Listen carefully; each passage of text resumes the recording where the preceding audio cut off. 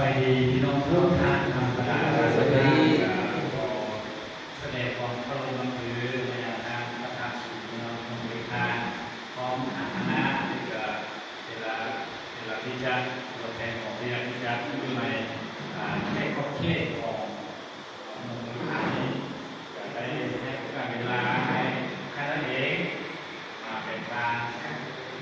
จ่ายซื้อในฝั่งนี้นะขอพระเจ้าสวยรบกวนในทุกท่านในการเดินทางมาในวันนี้นะพระเจ้าทำงานมาเยี่ยมยามในครั้งนี้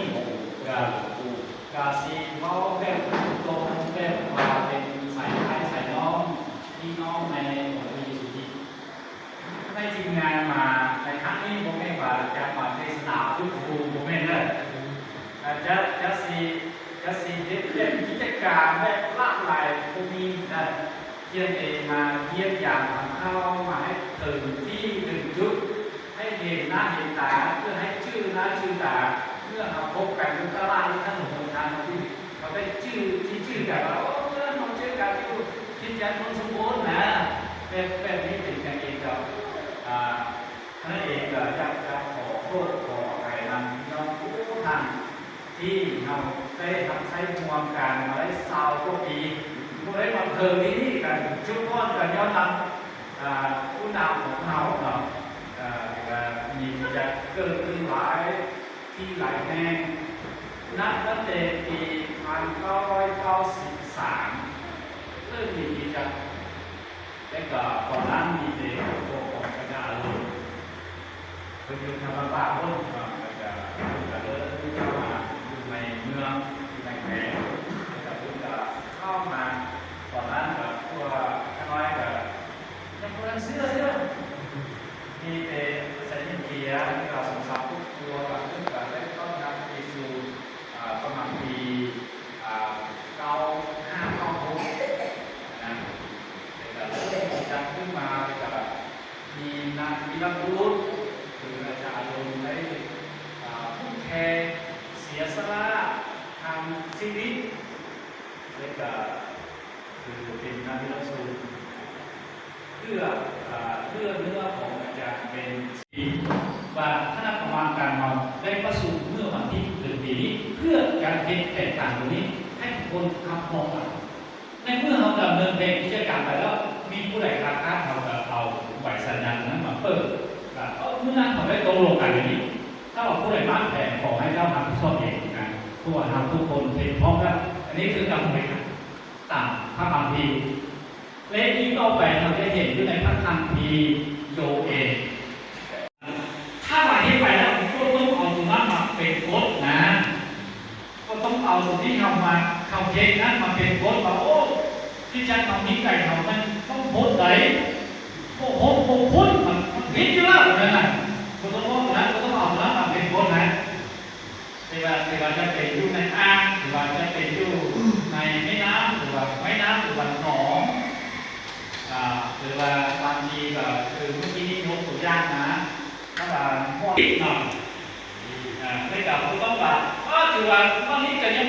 มีไม่ได้แต่ก็ยังโอ้โหก็ยังไม่ตัดมาโหดแบบผมคือให้ทุกคนเปลี่ยนผู้ใหญ่แล้วเข้าใจแต่นี่ถือว่าตรงนี้โอเคนะ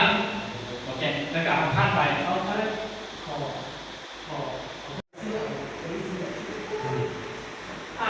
นักเตะในปีนี้คนก็เรียกว่าสื่อสารนะผู้ที่เชื่อพระเจ้าอยู่ในสมรภูมิคือมีผู้ผมยามของอาจารย์รุ่นและอาจารย์ต่างกัน他那个在从现在走这个这个莫具体不要给这个หลังจากนั้นปีนั้นเขาก็เรียกว่า05มีผู้ผมยามผู้เดียวอยู่เมืองเกิดกินเสื้อ我们说的什么？就是这个到什么教不可能跟你要下一个มาฮอดนั้นเขาก็เรียกว่า16เลยก็มีพี่น้องผมว่ามาเสื้อที่ถ้าผู้ป่วยลงเป็น6คนเกิด也说的人就很多有的是有的呀，不合适。นับคนที่เชื่ออยู่มันก็มาร่วมกับผู้ผมยามของอาจารย์และอาจารย์ต่างมีแต่ครอบครัวกัน我是找我背也找到4个人，没有这个什么，我都现在是个老农民，我啥时候谁的人生，我现在也找别人怎么办？这个东西我们知道的。 ข้อมูล như trường hợp học các cái khó khăn chứa có bao giờ đi có trong đó bé sợ các cái khó khăn chứa đi giải quyết chuyện sự พระเยซูแทนที่พระเยซูที่เจ้าเป็นพระเจ้าอยู่แล้วพระเยซูผู้อธิษฐานกันได้ขนาดพระเยซูเป็นพระเจ้าแล้วแต่ว่าพระเยซูเนี่ยท่องตัวมาเพื่อการอธิษฐานอ้อนวอนขอพระเจ้า mà เป็นพยาน Chúa Giêsu các cái khó khăn chứa nhất là họ nhận được cả chôn là họ này các thứ chi trong cái thứ trong đó nghe họ về Giêsu các cái khó khăn chứa nhất nhất trong đi sau thế này สถานที่การอธิษฐานขององค์พระเยซูคริสต์คืออยู่ถึงภูเขามะขามเทศและอยู่ข้างศิลา cho nên đến đấy có con Chúa Giêsu có khó khăn chứa là đấy có con về quân thua là thì hầu Chúa Giêsu này thật cho khó khăn chứa sở trong cả người cho mình khó khăn chứa của nó sao nhà bác chi เมื่อเราได้คุ้นคิดน้ำการดูโบราณในเวลาที่พระองค์เจ้าเยซูขึ้นไปอธิษฐานบนภูเขามะขามเทศเราเคยคุ้นคิดว่าพระเยซูที่เจ้าว่าอธิษฐานเพื่ออยากจะแบบเกี่ยวกับเรื่องเนี่ย mà Chúa Giêsu cho mình qua khó khăn chứa rộng rãi nhân sản đã mua sắm các con rồi điều hành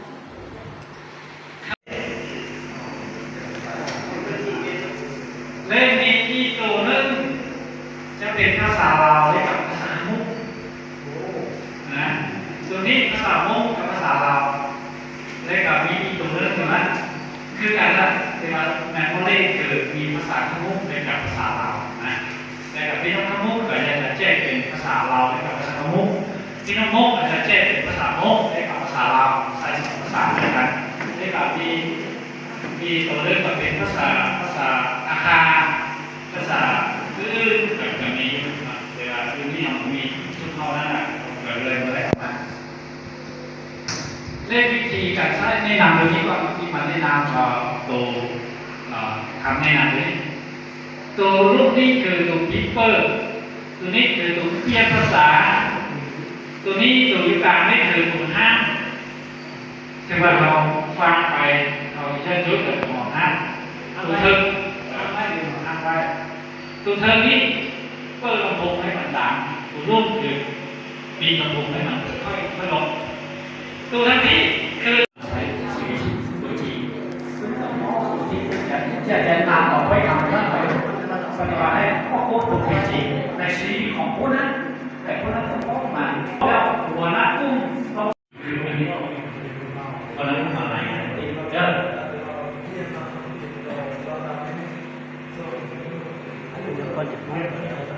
ว่าภาษาโลกจะเป็นกระเช้าจะเป็นตั้งตัวหัวหน้ากุ้งนะหัวหน้ากุ้งแต่เป็นหัวหน้าตั้งนะแต่เป็นเด็กเขาเป็นน้องเลยเด็กหัวหน้าหัวหน้ากุ้งเลยอยู่ที่นอนเด็กผมที่